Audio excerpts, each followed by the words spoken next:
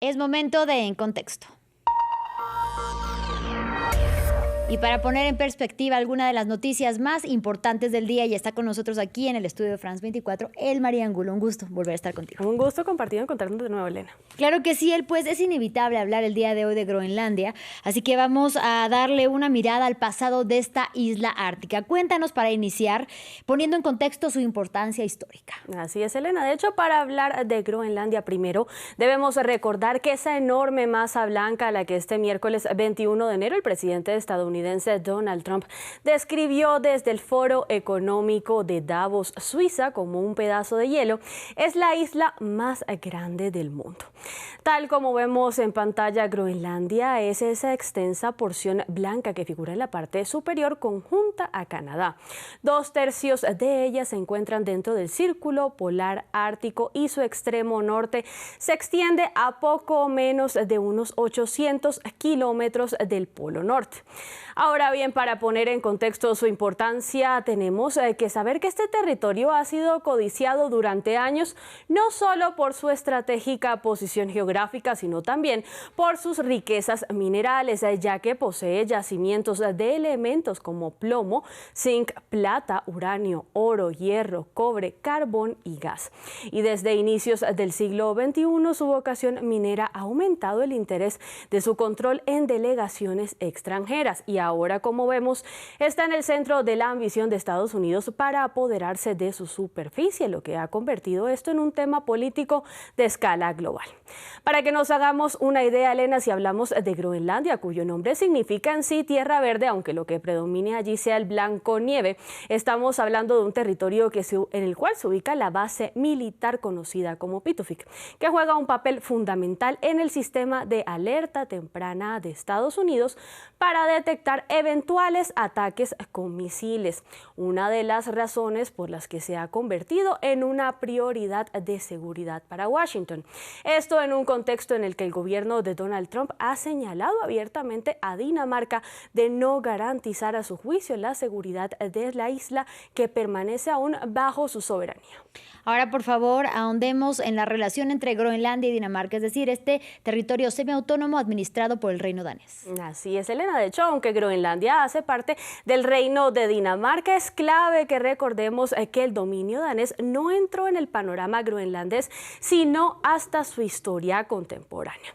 ¿Qué quiere decir esto? Que fue solo hasta el año 1814 que Groenlandia pasó a convertirse en un territorio danés, y que esto se dio en el contexto en el que los países nórdicos empezaron a tener diversos movimientos geopolíticos en la mitad del siglo XIV.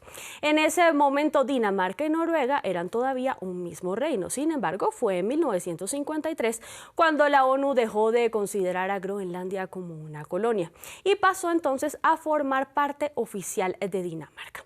Tiempo después, su grado de autonomía aumentó en 2009, luego de que se llevara a cabo el referendo que le permitió a los habitantes y también a las autoridades de este territorio ampliar sus competencias, tanto administrativas como políticas. Fuentes académicas, como por ejemplo la Universidad de Groenlandia, han rastreado la historia tras la relación, Elena, de la isla con Dinamarca, y apuntan a que el interés de la corona danesa justamente por establecer una conexión con este territorio y reclamar su control y soberanía dataría de los años 1600, cuando avanzaban allí las exploraciones danesas justo en esa región.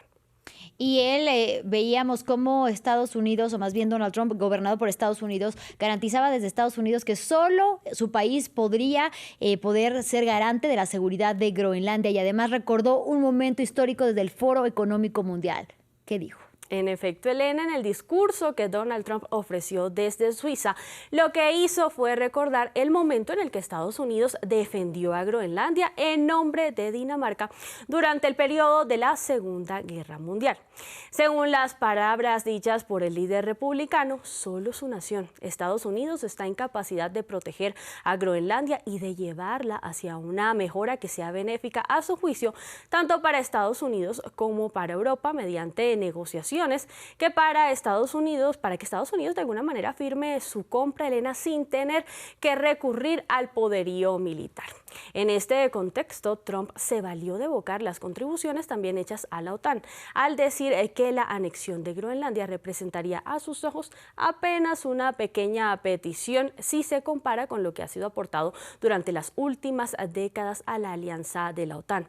En su pronunciamiento, el mandatario, que justo ayer, martes 20 de enero, cumplió su primer año de gobierno en este segundo mandato no consecutivo, que de acuerdo con analistas está amenazando con romper lo que conocemos ya como el viejo orden global, se remontó a la historia de Groenlandia para sustentar su deseo de apoderarse de este territorio.